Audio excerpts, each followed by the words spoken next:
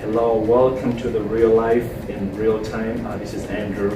So it's a blessing to be here to just bring you real stories with real people in real time. And today, I'm so blessed and thankful that I have a very, very special guest, a celebrity stylist, NAE, from Atlanta, Georgia. So welcome, NAE. Thank you, Andrew, for having me. Oh yeah, I appreciate you. I know we just got the holidays, and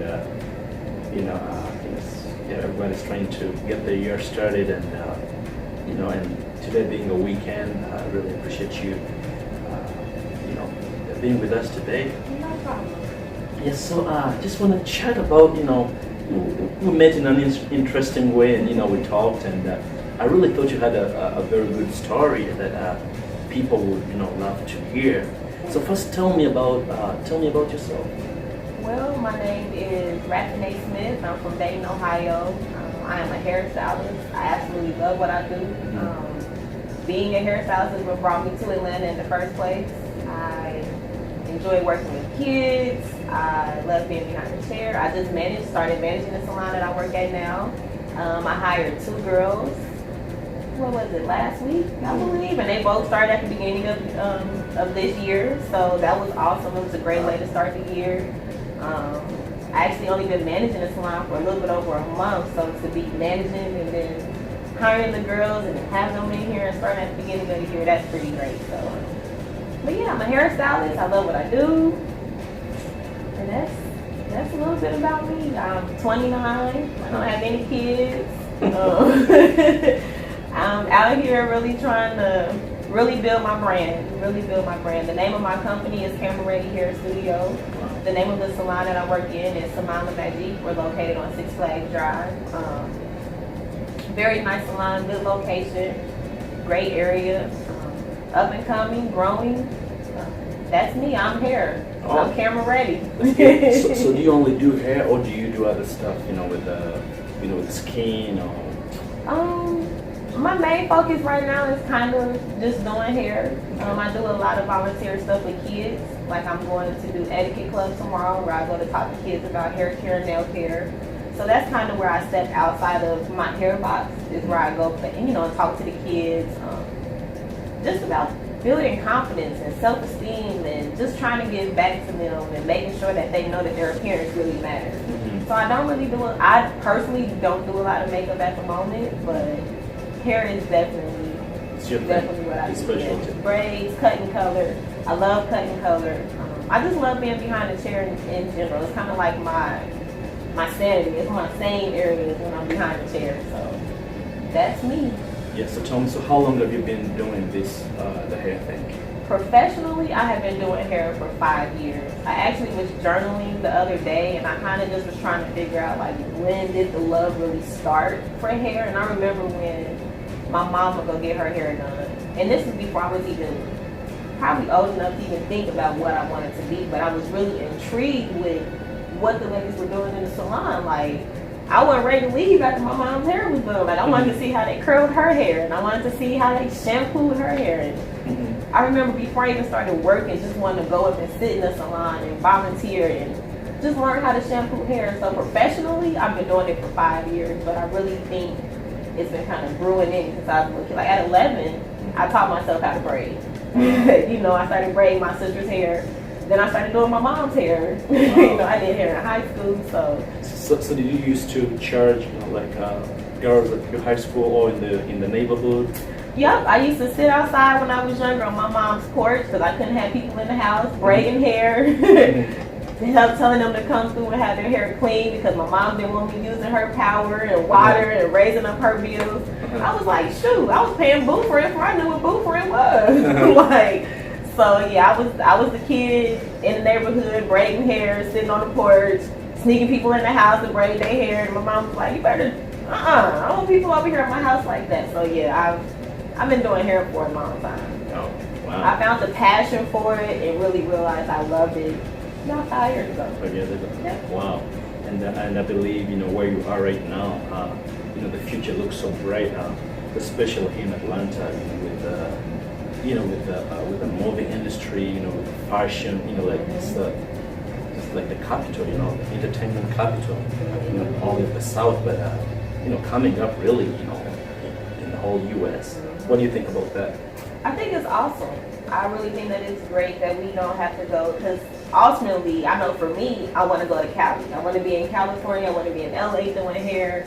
I want to be in Hollywood. I just want to make it out to that point. But the fact that Hollywood is kind of coming to where I'm at it's a great thing, because it's like it's opening so many doors. Yeah. It's like the networking capital, and the network that you have determines your net worth. So being down here is like, I don't necessarily have to move to Cali. I don't have to necessarily move there, because the opportunities that I'm looking for there may present itself here, and it may actually get me out there. So I think that it's awesome. The potential that it has is amazing. Yeah, because I was talking to some movie people recently, and I was told that there were more movies made in Atlanta last year than made in Hollywood. I believe it. I be watching movies at home, and I'm like, wait a minute, that's downtown. Oh, I know what that is. I rode past that. I actually worked at a salon, and the same street they shot Barbershop 3 over there. The Tupac movie was filmed over there. So I mean, really? And the salon that I was working at previously. So just to even be that close to it is like, wow, it's really happening. I think Georgia, Atlanta itself is a really cool place if you want to be a stylist, and not even just being in a salon. Like, if you want to get out and do other things, it's a really great place for stylists. Wow, that's really interesting. All right, so we're gonna come back and just talk a little bit more. So you're listening to the Real Life in Real Time with Andrew here, your host, and today we're talking to NAE'S, a celebrity stylist based out here in Atlanta, and she has an interesting story that I believe is gonna inspire somebody. Just if you have a dream and you're just trying to figure out how do I get there. I have somebody who started from almost nowhere into where she is today. All right, so we'll be right back here at the Real Life in Real Time. All right, welcome back to the Real Life in Real Time with Andrew here, and I'm hosting a celebrity stylist, NAE, and we're just talking about your journey. So tell me about how you made your way into Atlanta, because I think that was really interesting. Man, the way I made my way into Atlanta. So when I was in hair school back in Dayton, Ohio, I went to a school called Creative Images, which I absolutely love. The lady came up there. She actually has a salon here in Atlanta. She came up to Ohio to teach a product called NAE'S. Now I maybe have had 2 months left of hair school. So I sat in on some of the class, and she mentioned she had a salon in Atlanta, Georgia. She worked with this product that I was interested in at the time. So I didn't get to sit in on the whole class. I had to leave out. So I went to my station because I had clients. And as I seen the lady walking out, I was like, I need to give her my business card. Why I thought that, I don't know. Someone was just like, give her your business card. So this lady was on her way into her car, and I pretty much ran out the school, ran into her car, gave her my business card. And when she took it, she was kind of apprehensive. She was like, why are you giving me this card?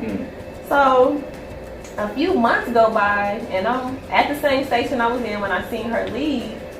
And my phone starts ringing, and I see this 404 number, and I'm like, who's calling from Atlanta? Now, I do have a sister on my biological father's side down here. So I'm like, I'll call her back. She doesn't want anything. So Miss Candace, who was like a mentor to me at the time, she's the director of education at Creative Images. She came out of her office. She was like, I need to talk to you. And I was like, about what? And so she was like, somebody called for you. So I'm like, what?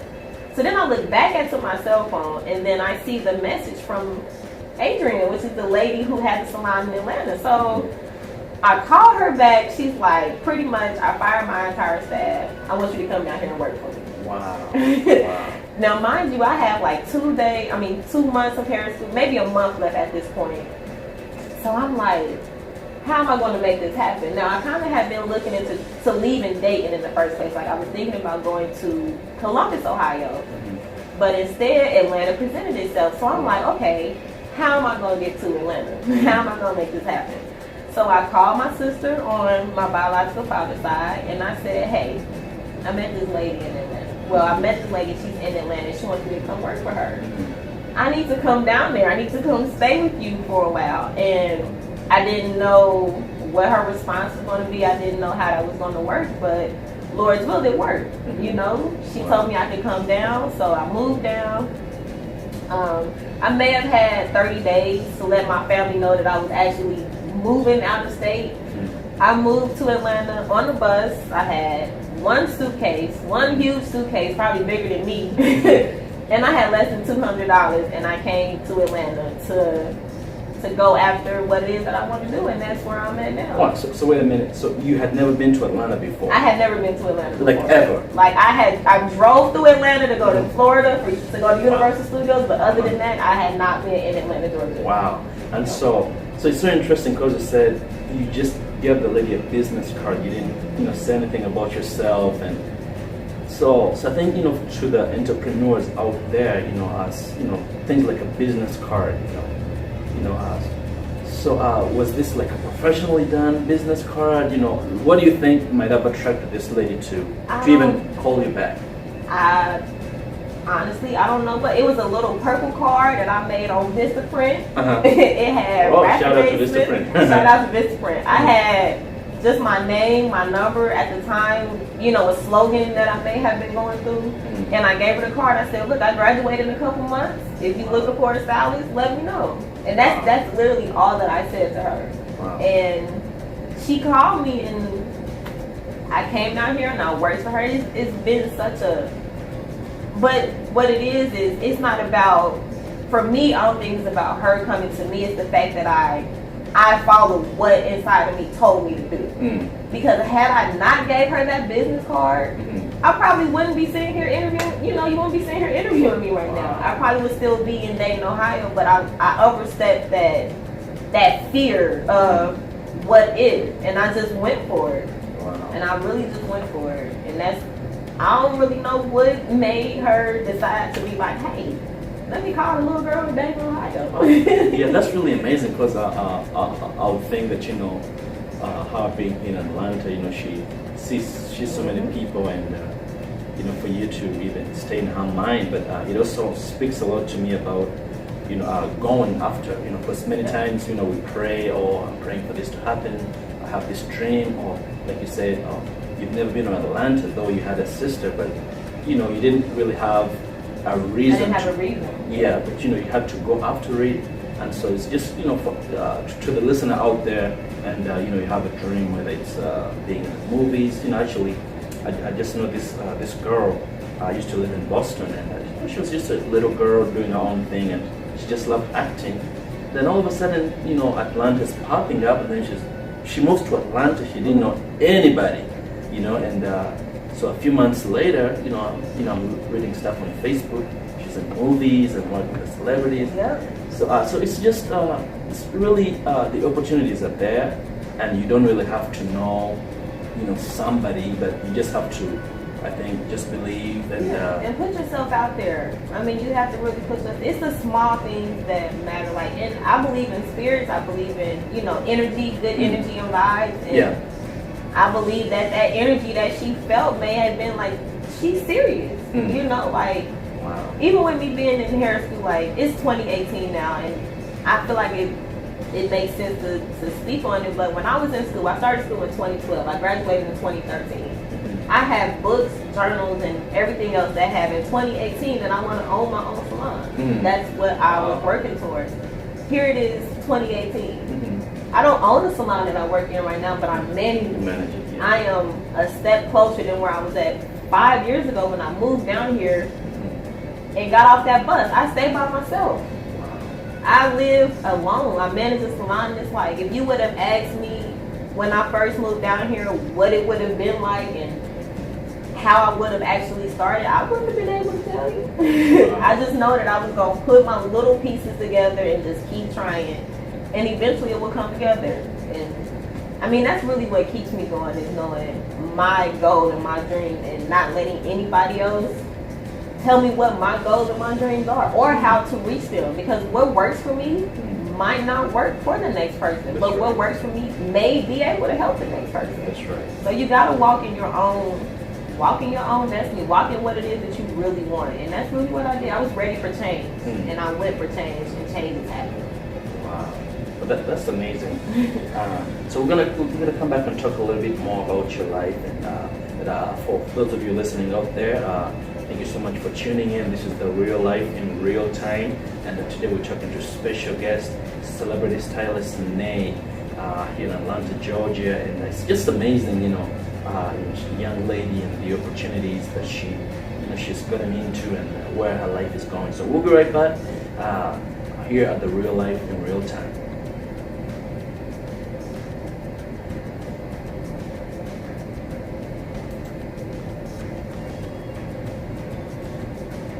All right, friends, thank you so much for tuning in to the Real Life in Real Time. This is your host, Andrew, and today we're sitting down with a celebrity stylist, NAE, and we're just talking about her journey from Dayton, Ohio, and up to where she is right now, running the big salon here in Atlanta, Georgia. And so right now I just want to talk about, you mentioned something that's so important. You talked about you managing a salon, you're stuck closer to owning yours. Who knows what's going to happen in the next 5 years, and and I'd love to follow your journey, see how your progress is. But you did mention, you followed your dream, you went to school, you live by yourself, and and there's so many young black females out there who at your age, they probably have 3 kids and maybe don't have their own place. So what inspired or what preserved you from that stereotype? I would say knowing kind of what I want. I'm not the type of person who will settle. And a lot of us get comfortable in settling just for what we feel is comfortable, what we feel will keep us secure, and we don't look for our own security. So when people kind of get caught up in being, 29 with 3 kids and multiple babies, and when you get caught up in that stereotype, it's like, how do you get out of it? How did you end up there? And there's nothing wrong with it, because I want me some children one day. I want to be a mother. But I feel like we as young black women do not go after what it is that we want. We kind of sit back in the shadows and kind of just see what will come to us versus going to go get it. And just because you have 3 kids and your situation may not be okay, doesn't mean that you still can't, achieve your dreams and your goals. It's about your resources. If you really want it, go for it. Yeah. Your kids don't stop anything. If anything, it should motivate you more to be like, okay, I don't want my child to go through X, Y, Z. I want them to experience this. And for my mother, that's why I can say I'm so thankful for her, because if she didn't teach me anything, she taught me strength, faith, and how to pray. And so a lot of those things are lacking in our younger generation, especially our younger black women. And the focus isn't on being independent and self-security. It's about, how can I be the next bad, the bad BITCH? How can I be the next hot topic? And it's like, that only gets you so far. Running up behind a man only is going to get you so far. And, everybody wants the White House and the picket fence and the husband and the kids, but it's like, you got to make sure yourself is okay first. Yeah. Take care of yourself first. And I think for me, that's kind of why I can see my growth and see why things are going, because I'm being kind of selfish. I'm focusing on what is it that NAE wants. What is it that NAE is going to get? And it's not, believe it or not, it's not money. I'm not chasing money. I'm chasing goals. I'm trying to become a better version of NAE. Yeah. That's the ultimate goal, is being a better person. The money comes and goes. God is going to make sure our needs are taken care of, with or without the money. So that's kind of, it's extra, like, money rules the world, but if you don't know what to do with that money, if you don't have your sanity, if you don't have common sense, if you don't know what to do with it, then you still gonna be running around in circles. That's right. So I feel like and we don't read, and for me, I feel like that's a big thing for why I am successful, because I teach myself. I can't go back to school right now. I can't afford to go back to school right now, but what I can do is go pick up a book. I can kind of teach myself to learn the things that I want to do. So when you say, oh, I don't have the time or I don't have the money. It's free books. Everybody has an iPhone. There are free books on iPhone. You know, Google free books. You know, go to the library. Libraries still exist. Use them. And you know, what you just mentioned is so interesting because you know, I had an iPad, you know, like 3 years ago, and it was stolen. You know, Apple stuff is expensive, and you know, iPhones, they change iPhones all the time. So I'm like, you know, I'm not dealing with Apple. You know, just do my Samsung, you know, my Android. But anyways, so I needed to do something. So with my service provider, you know, they let me get stuff, you know, free, and then I can, you know, they give me a plan that I can get what I want. Yeah. So I picked up the latest iPad, you know, and I'd forgotten about all the lessons they have in, you know, in the section for classes. Yeah. So classes from Harvard, from Stanford, you know, like, so all these things are accessible to you and I, you know, everybody. Like, you don't have to go sit in Harvard, or I'm not smart enough, I'm not, you know, rich enough. Like, anybody can access all these resources. Yeah, it's just about how you utilize it. And if you want, you know, if you want to use it, like, I don't really, like, people make excuses for why things go the way, you know, things are going to happen. Life is going to happen. You have to make the best of it and keep rolling. Like, we don't even have enough time today for me to really just let, like, life is going to be what it is. You have to really just make the best out of it. And do what you enjoy. You know, a lot of people work a job that they go to that they hate. And it's a book that we used in hair school, and they pretty much talk about the difference between a job and a career. Having a job is being just over broke. You're functioning. You can pay your bills. Yeah.